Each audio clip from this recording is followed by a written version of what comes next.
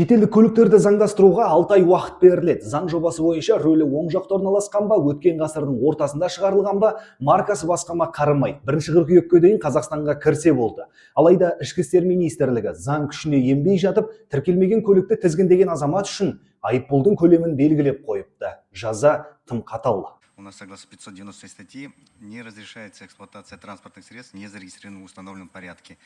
За данное правонарушение предусмотрен штраф в размере 10 МРП. В случае повторного нарушения у нас предусмотрен штраф 20 МРП или же лишение права управления.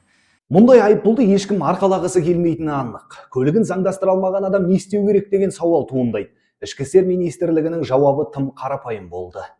Но те автомобили, которые не пройдут легализацию, они, наверное, должны вывести их за пределы страны или же, наверное, разобрать по запчастям и продать. Другого выхода я не вижу. Ал дәл осы шетел көліктерін тізгіндеп жүрген жігіттер тіркеу талабы тым қатал дейді. Мәселен, көлікті сату келісім шартын сұрайды екен. Осыдан 2 жыл бұрын келген машинада қайдағы гендоверис, қайдағы купли-продажа, сосын кедендік тексеру де тіркеуге кері әсер етеді екен.